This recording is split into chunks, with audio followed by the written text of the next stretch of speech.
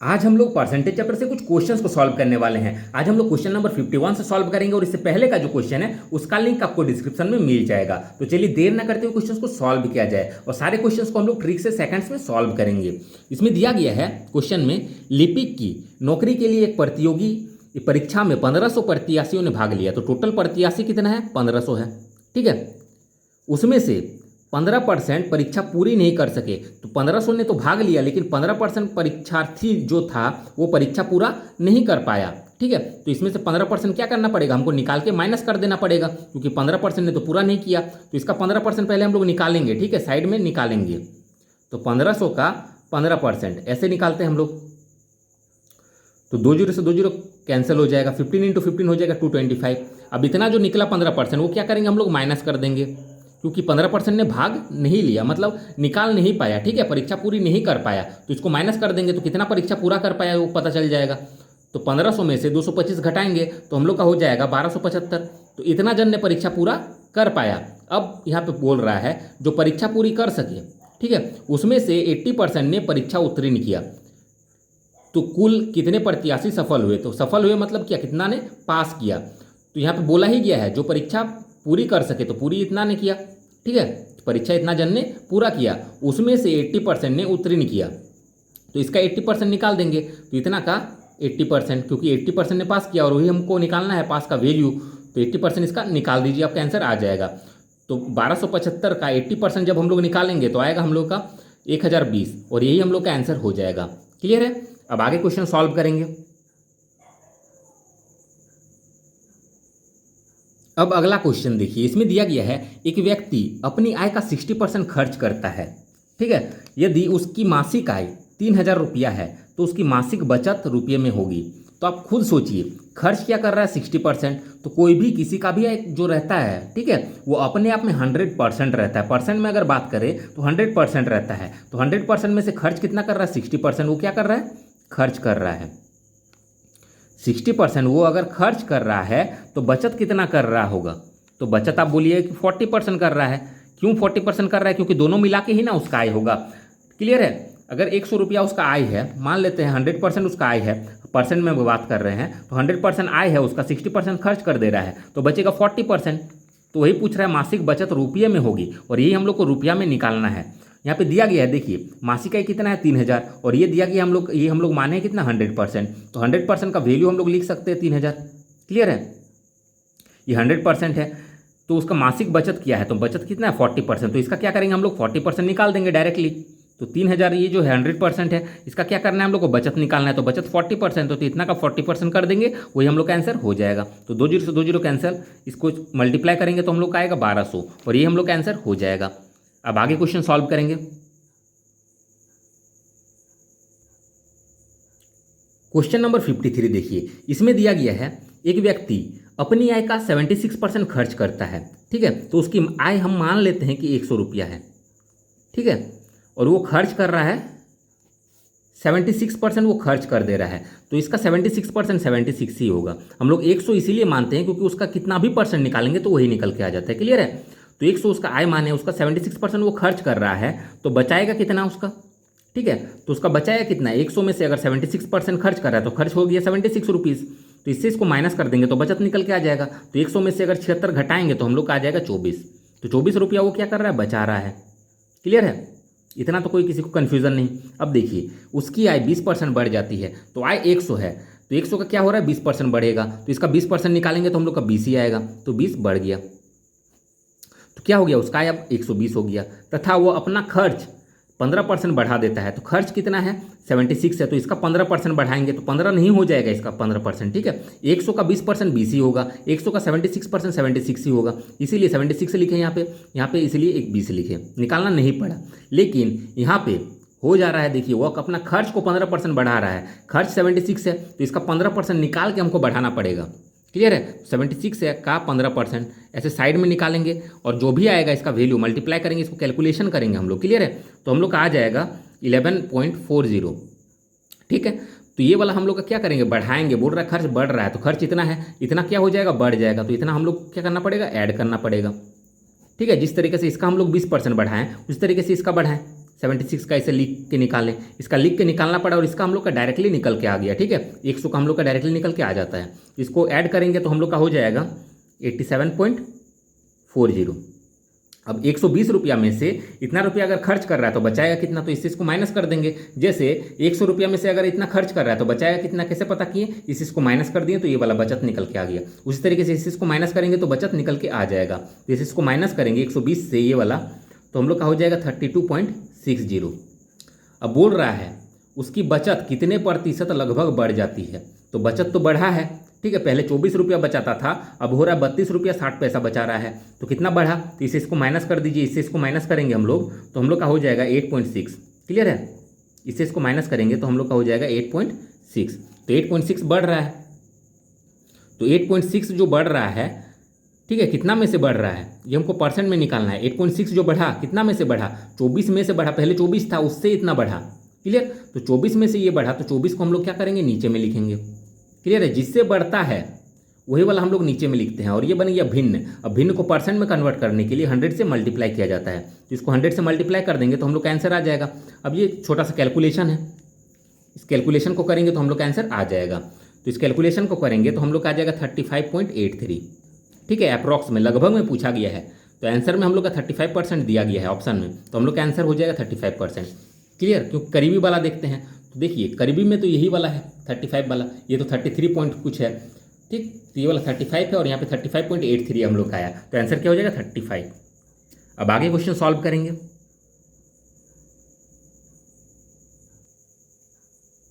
Question number 54 देखिए, इसमें दिया गया है, ठीक है, इतना रुपया मूल्य का एक भवन और इतना रुपया मूल्य की जमीन पर बनाया गया। ठीक है, इतना रुपया मूल्य का एक भवन है जो इतना रुपया मूल्य का जमीन पर बनाया गया।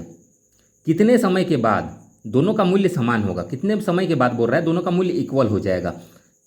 यदि जमीन का मूल्य 10% वार्षिक दर से बढ़ रहा हो तो ये जमीन है, और जमीन का दाम क्या हो रहा है 10% दर से बढ़ रहा है, तथा भवन का मूल्य जो है 10% दर से घट रहा है। तो भवन ये है, इसका दाम घट रहा है और इसका दाम बढ़ रहा है। क्लियर है, दोनों का रेट 10% है। जब भी ऐसा हो, ठीक है, तो क्वेश्चन को समझने का कोशिश करिएगा। हम मान लेते हैं भवन का दाम जो है, ठीक है, इतना रुपये के मूल्य का एक भवन, तो हम मान लेते हैं, अभी समझाने के लिए क्वेश्चन को हम 100 कर दे रहे हैं। भवन क्या है, 100 रुपया दाम है और 10% की दर से ये बढ़ेगा। ठीक है, तो पहले क्या होगा, 10% की दर से बढ़ेगा तो इसका 10% निकालेंगे और बढ़ाएंगे, तो इसका 10% निकालेंगे तो कितना हो जाएगा 10, फिर बढ़ाएंगे तो हो जाएगा 110।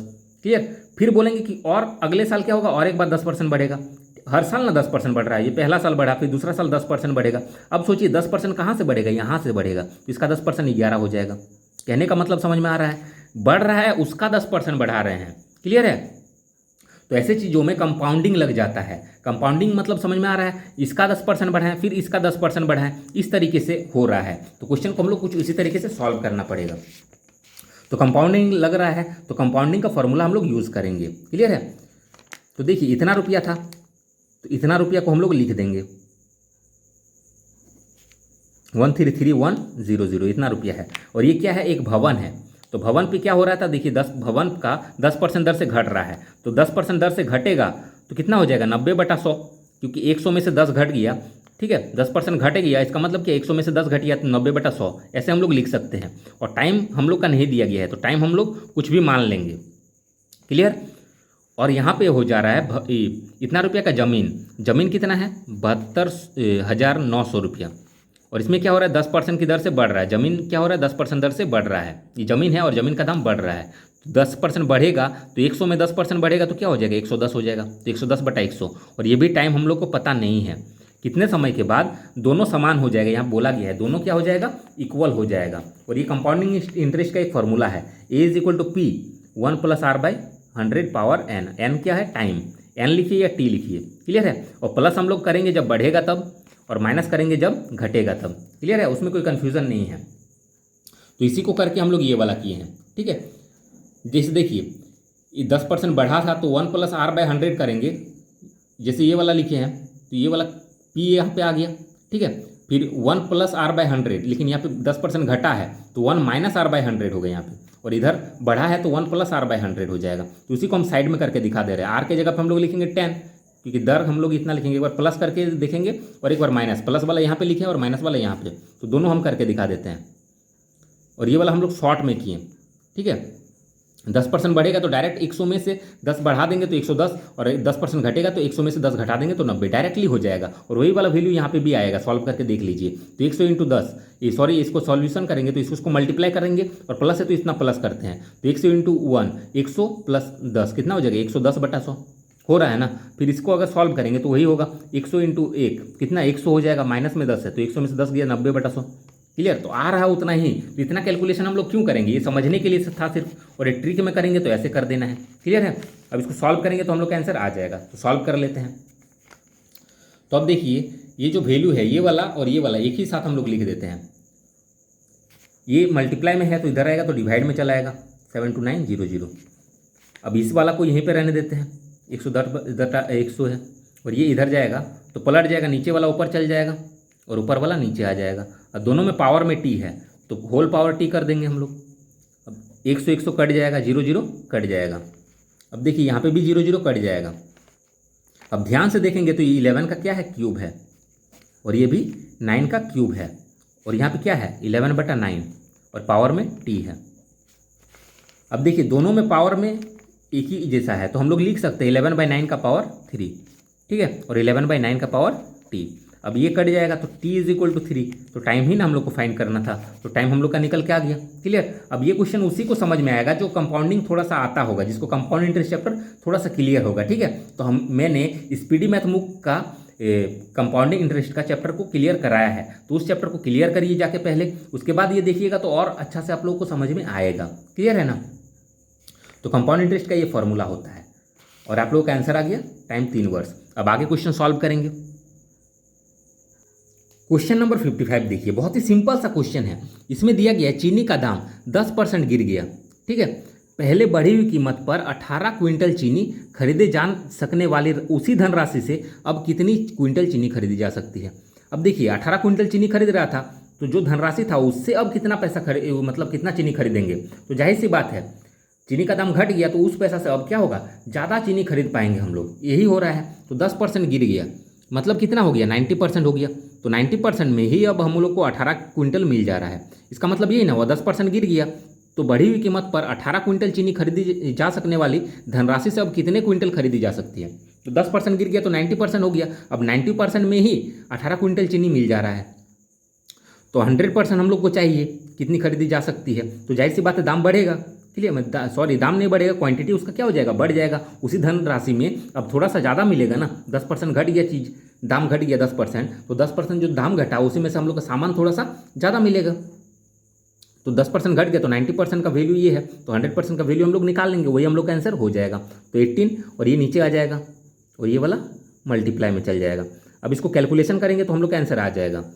क्लियर, तो इसको कैलकुलेशन करेंगे तो हम लोग का आएगा 20, मतलब 20 क्विंटल अब हम लोग को मिलेगा, और ये हम लोग का आंसर हो जाएगा। अब आगे क्वेश्चन सॉल्व करेंगे।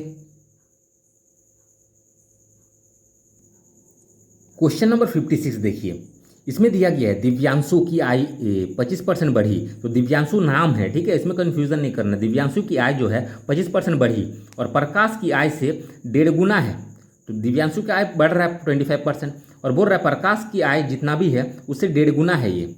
तो वृद्धि से पहले दिव्यांशु की कुल परिलब्धियां क्या थी, मतलब परिलब्धियां मतलब इसके पास हो रहा है टोटल इसके पास कितना था ये पूछा गया है। तो ये हम लोग फाइंड ही नहीं कर सकते। क्यों बोलिएगा फाइंड नहीं कर सकते, आपको कैसे पता चल गया बोलिएगा। तो पता हम लोग को इसलिए चल रहा है क्योंकि इसका 20% तो बढ़ा, लेकिन इसके पास पैसा कितना था, एक रहना चाहिए ना कि 10,000 था 20,000 था, उसका 25% बढ़ गया, तो हम लोग उसका आय पहले कितना था वो बता सकते हैं। क्लियर है, तो यहाँ पे कोई भी वैल्यू नहीं दिया गया, मतलब 25% बढ़ने के बाद अगर बोलता कि 2,000 रुपया होता तो अब उसका आय कितना है, तो 25% बढ़ने के बाद इतना होता तो ये कितना हो जाएगा 125%। तो हम लोग 100% का वैल्यू निकाल देते हैं तो वही हम लोग का आंसर हो जाता। मतलब समझिए, क्वेश्चन को समझना जरूरी है, नहीं तो आप लोग कभी नहीं क्लियर कर पाइएगा। यहाँ बोल दिया दिव्यांशु की इतना % बढ़ी और प्रकाश की आय से 1.5 गुना है, तो वृद्धि से पहले दिव्यांशु का कितना प्रतिलभ्या थी, मतलब इसका कितना पैसा था वृद्धि से पहले। तो वृद्धि से पहले हम लोग को निकालना है, तो बढ़ने के बाद कुछ हुआ वो हम लोग को देना पड़ेगा कुछ क्वेश्चन में वैल्यू, या फिर प्रकाश का 1.5 गुना से प्रकाश का जितना है उससे ये 1.5 गुना है तो प्रकाश का देना पड़ेगा कुछ, या फिर इसका कुछ देना पड़ेगा। हम क्वेश्चन को मान लेते हैं कि इसमें 25% बढ़ने के बाद 2,000 रुपया होता, अगर ऐसा देता तो 25% अगर बढ़ेगा तो 125% होगा, तो 125 का वैल्यू ये है। और बढ़ने से पहले जो था वो अपने आप में 100% था, तो 100% का वैल्यू जो होगा वही हम लोग का आंसर हो जाता। ऐसा कब होता? जब ये वैल्यू देता हम लोग को क्वेश्चन में, तब ये निकलता। मतलब वैल्यू तब निकलेगा जब क्वेश्चन में वैल्यू दिया रहेगा। अगर क्वेश्चन में वैल्यू दिया नहीं रहेगा तो हम लोग वैल्यू नहीं निकाल सकते हैं डायरेक्टली। क्लियर है? तो निर्धारित नहीं किया जा सकता, ये हम लोग का आंसर हो जाएगा। और क्वेश्चन को पकड़ना बहुत आसान है। अगर आप लोग को इतना समझ में नहीं आ रहा है तो भी कोई बात नहीं है, आप लोग को सिर्फ देखना है इसमें परसेंटेज बढ़ रहा है, ठीक है, इसमें 1.5 गुना बढ़ा है, तो ये भी अपने आप में एक परसेंट है, ठीक है। 1.5 गुना का मतलब क्या हो रहा है? देखिए इसको तोड़िए, 2 1 2 और 1 3/2। क्लियर? इसको परसेंट में चेंज करेंगे तो 100 से मल्टीप्लाई, क्योंकि ये भिन्न है, भिन्न को परसेंट में चेंज करने के लिए 100 से मल्टीप्लाई, तो 2 से ये कट जाएगा 150 बार में, 53 जा 150%। क्लियर? तो ये परसेंटेज में है।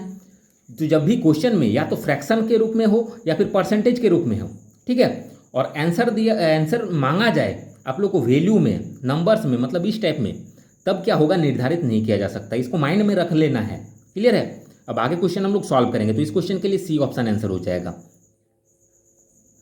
क्वेश्चन नंबर 57 देखिए, इसमें दिया गया है एक मकान की कीमत 40,000 रुपया है, ठीक है। तो एक मकान है जिसका कीमत है आप लोग का 40,000 रुपया है, और उसमें रखे जाने वाले सामान 15,000 रुपया के। तो मकान है, उसमें सामान है 15,000, तो 15,000 का सामान है, तो टोटल कितना हो गया?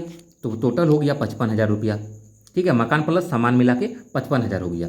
मकान और उसमें रखे जाने वाली वस्तुओं, ठीक है, को अग्नि के विरुद्ध और उसके मूल्य के 80% बीमा कराने में कितना प्रीमियम प्रतिवर्ष देना होगा? तो देखिए मकान हो गया और उसमें रखी जाने वाली वस्तु हो गया ये, तो दोनों को मिला के 55,000 हो गया। अब बोल रहा है मकान और उसमें रखी जाने वाली वस्तु को, तो ये दोनों को मिला करके हो गया 55,000। वस्तु को अग्नि के विरुद्ध मतलब फायर से बचाने के लिए उसमें बीमा देगा कितना? उसके मूल्य का 80% पर बीमा कराने में कितना प्रीमियम प्रतिवर्ष देना होगा? तो मूल्य का 80% बीमा करा रहा है, ठीक है। मूल्य का कितना परसेंट? 80%। तो इतना मूल्य है, इसका क्या करेंगे? 80% बीमा। तो इसका 80% पहले निकालेंगे और क्या करेंगे? इसमें माइनस करेंगे, ठीक है। और उसमें इसका 80% होने के बाद माइनस नहीं करना होगा, आपको डायरेक्ट ट्रिक बता रहे हैं हम।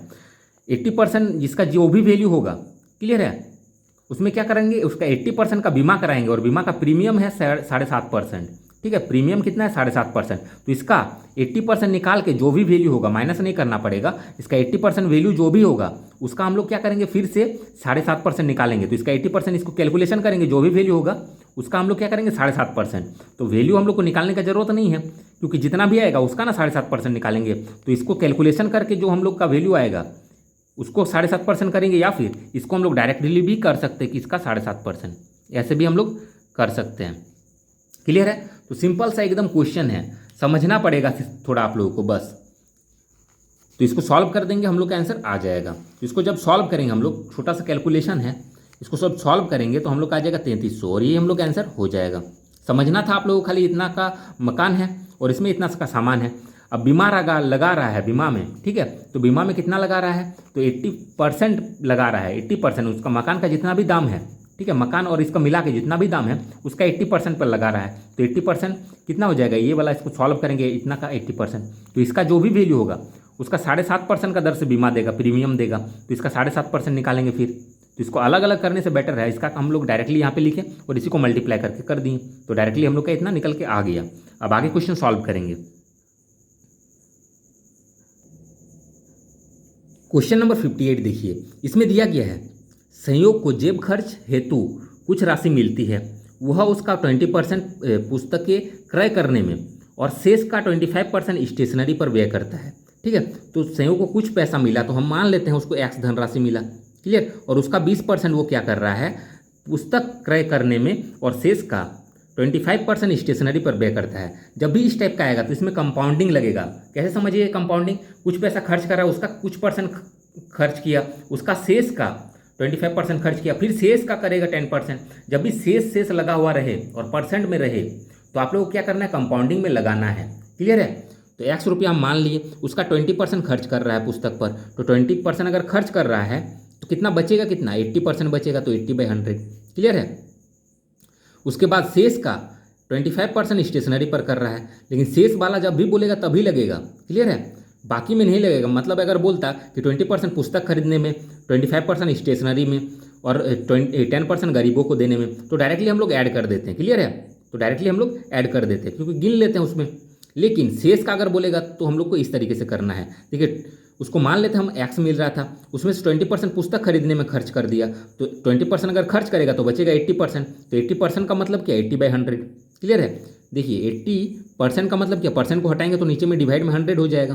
तो आपको समझ में आ गया कि ये वाला कैसे किए। क्लियर ना।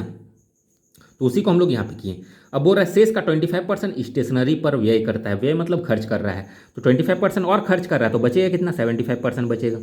क्लियर। 75% मतलब क्या, 70/100। अब बची राशि का 10% गरीब को दान देता है। 10% क्या कर रहा है, शेष राशि का। बची राशि मतलब क्या, शेष राशि का 10% दान कर रहा है। तो 10% अगर दे देगा तो बचेगा कितना, 90%। 90/100 हो जाएगा। और अंतिम शेष धनराशि को मिष्टान आदि खरीदने में व्यय करता है। यदि इतना राशि है, यह राशि कितना है, इतना है, तो ये राशि कितना हो जाएगा, 13.50। क्लियर है। तो उसका जेब खर्च कुल कितना था, तो कुल कितना हम माने थे, एक्स। तो जो एक्स का वैल्यू होगा वही हम लोग का आंसर हो जाएगा। ये 13.50 है। ठीक है, यहाँ पॉइंट है। अब इसको सॉल्व करेंगे तो हम लोग का आंसर आ जाएगा। तो सॉल्व कर लेते हैं। तो अब हो जाएगा एक्स इज इक्वल टू 13.50, और ये सब क्या होगा, नीचे में है तो ऊपर में चल जाएगा, और ये ऊपर वाला नीचे में आ जाएगा। अब ये सिंपल सा कैलकुलेशन है, इतना तो करना ही पड़ेगा, इसके लिए तो कोई ट्रिक नहीं आएगा। ठीक है, तो इसको कैलकुलेशन करिएगा तो आपका आंसर आ जाएगा। और कैलकुलेशन जब हम लोग करेंगे इसका तो आ जाएगा 25, और ये हम लोग का आंसर हो जाएगा। अब आगे क्वेश्चन सॉल्व करेंगे। अगला क्वेश्चन देखिए, इसमें दिया गया है ए बी से 12.5% अधिक कमाता है। तो ए जो है बी से 12.5% अधिक कमा रहा है। तो अगर बी का मान लेते हैं हम 100 कमा रहा है, तो ये क्या होगा, 100 प्लस में कितना, 12.5% अधिक। तो 100 का अगर 12.5% निकालेंगे तो 12.5 ही होगा। क्लियर है। इतना अधिक ये कमा रहा है ए, तो ए का कितना हो जाएगा, 100 12.5 हो जाएगा। मतलब समझ में आ रहा ना, ए बी से इतना अधिक कमाता है, तो बी अगर 100 कमा रहा है तो ये इतना अधिक कमाएगा। क्लियर। तो 100 तो कमाएगा ही, प्लस इतना अधिक, तो इतना अधिक कर दिए। मतलब ए अगर इतना कमा रहा है तो बी इतना कमा रहा है। दोनों का कमाई पता चल गया परसेंटेज में। ठीक है। यदि वे संयुक्त रूप से इतना रुपया वर्ष में कमाते हैं, मतलब दोनों मिला करके अब इतना कमा रहा है, तो दोनों को मिला देंगे हम लोग। क्लियर। ये तो हम लोग एज्यूम किए हैं, मान के चले हैं। ये अगर 100 कमाता है, ये 100 हम लोग मान के चले हैं, तब ये इतना कमा रहा है। अब दोनों का मिला के हम लोग का कितना हो जाएगा, तो 112 प्लस 100 तो कितना हो जाएगा, 212.5। ठीक है, मतलब 212.5 दोनों मिला के कमा रहा है। लेकिन यहाँ पे दिया गया है संयुक्त रूप से इतना रुपया एक वर्ष में कमाते। संयुक्त रूप से मतलब दोनों मिल करके इतना रुपया कमा रहा है, और हम लोग जो माने थे उसके अकॉर्डिंग इतना कमा रहा है, और कमा लेकिन इतना रहा है। तो इतना परसेंट इज इक्वल टू इतना हम लोग लिख सकते हैं, या फिर हम लोग लिख सकते हैं, ठीक है, 212.5 बराबर 35,700। तो एक द्वारा वार्षिक राशि है, तो एक कितना वार्षिक राशि कमाएगा, तो ये कितना कमा रहा है, इतना। तो इसका वैल्यू हम लोग निकाल देंगे। देखिए दोनों मिला करके कमा रहा है इतना, तो हम लोग दोनों मिलाएं तब इतना आया। क्लियर है। दोनों मिला करके कमा रहा है इतना, लेकिन हो रहा है एक्चुअल में इतना, तो इतना बराबर ये हम लोग लिख दिए।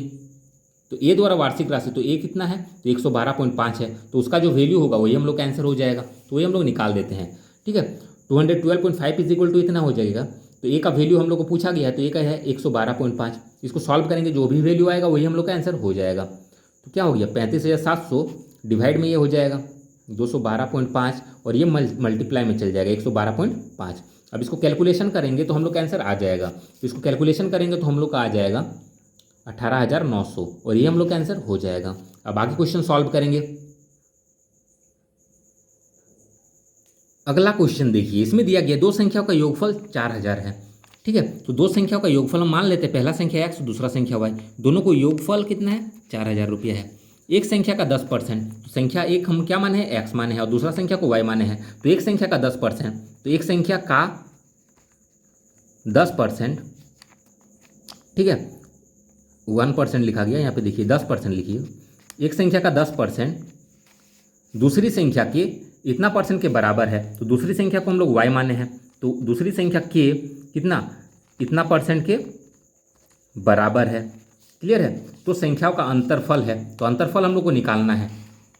तो पहले इस इक्वेशन को सॉल्व करेंगे। ठीक है, तो इसको सॉल्व अगर करेंगे, एक्स का मतलब मल्टीप्लाई हो जाएगा 10/100, और इसका हम ट्रिक भी बताएंगे, पहले इसको समझ लीजिए।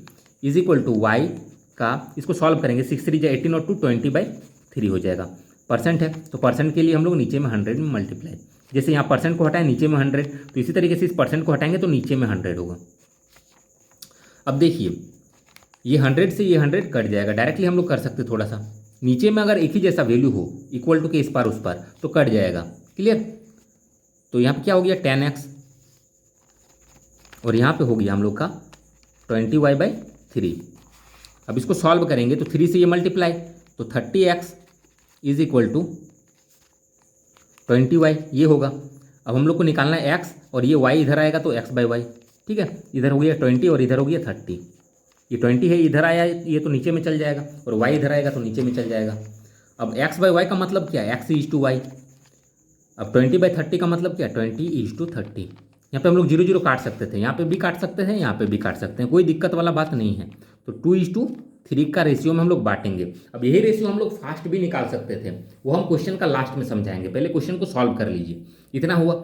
अब ये हम लोग कितना बांट रहे थे, तो x + y हम लोग का है 4000 रुपया, तो x + y हम लोग का 4000 है, मतलब दोनों को प्लस करके है तो ये दोनों को प्लस कर दीजिए। 2 और 3 प्लस करेंगे तो हो जाएगा 5। 5 से डिवाइड करेंगे तो हम लोग का एक भाग का वैल्यू आएगा, एक यूनिट का वैल्यू आएगा। तो 5 8 जा 40 और 2 को 0, तो एक भाग का वैल्यू हम लोग का आ गया 800। ठीक है, तो वही पूछा गया कि दोनों का अंतर क्या है, तो दोनों संख्या का हमको रेशियो मिल गया। अंतर पूछा गया, इसका मतलब क्या, इसको घटा देंगे तो दोनों को घटाएंगे तो अंतर कितना आ रहा है 1, तो यूनिट में 1 आ रहा है, तो 1 यूनिट का वैल्यू ही ना हम लोग का इतना है, तो ये हम लोग का आंसर हो जाएगा। या फिर इसे डिवाइड किए, उसके बाद इससे मल्टीप्लाई करिएगा तो इसका वैल्यू निकल के आ जाएगा। x का अगर पूछता तो x के मल्टीप्लाई कर देते तो x का वैल्यू आता, y से मल्टीप्लाई करेंगे तो y का आएगा। ठीक है, 800 है तो 8 से कर कितना हो जाएगा, 8 × 2400। अगर x का पूछता तो 8 दूने 1600 होता, लेकिन दोनों का अंतर पूछा है तो देखिए दोनों का निकाल के भी हम लोग घटाएंगे तो 800 ही आ रहा है। क्लियर? तो इतना करने का जरूरत नहीं है, जब अंतरफल पूछा जाएगा तो रेशियो को ही अंतर कर लीजिए और डिवाइड करके जो भी वैल्यू होगा वही हम लोग का आंसर हो जाएगा। क्लियर है? तो इसको डिवाइड किया तो हम लोग का 800 आया। क्लियर? तो अभी ये आंसर इसलिए हो गया क्योंकि इसका डिफरेंस जो है 1 आया। मान लेते डिफरेंस अगर 2 आता तो 2 से ये मल्टीप्लाई हो जाता, अगर डिफरेंस 3 आता तो 3 से मल्टीप्लाई हो जाता, या फिर डिवाइड करने के बाद 1 यूनिट का वैल्यू आया तो दोनों का निकाल लीजिए, उसके बाद अंतर कर दीजिए तो भी आप लोग का आंसर आ जाएगा। इसमें आपको पता चल रहा है x का भी वैल्यू निकालने और y का भी वैल्यू निकालने, दोनों का वैल्यू निकालने आ गया।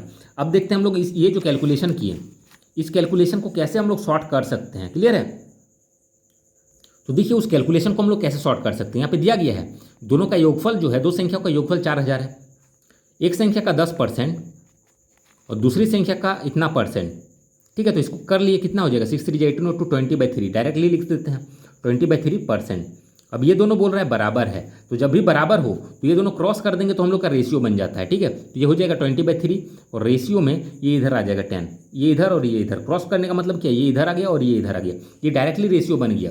अब देखिए ये नीचे में 3 है और यहाँ पे नीचे में कुछ नहीं है तो मतलब 1 है। तो अब नीचे वाले को हटाने के लिए रूल ये है कि दोनों का एलसीएम कर लेते हैं। क्लियर? कोई ज़रूरी नहीं कि हमेशा इसी टाइप का आएगा, इसीलिए हम पूरा एकदम डीपली में बता रहे हैं। तो नीचे का क्या करेंगे, एलसीएम 3 और 1 का एलसीएम, 3 और 1 का एलसीएम 3 हो जाएगा। जितना भी एलसीएम आएगा हम लोग बोथ साइड मल्टीप्लाई कर देंगे। क्लियर? अब ये 3 3 से कट जाएगा तो हो जाएगा 20 और ये हो जाएगा 30, तो 0 से 0 कैंसिल, तो 2:3 ही ना आया। तो ये कितना फास्ट आया हम लोग का। क्लियर?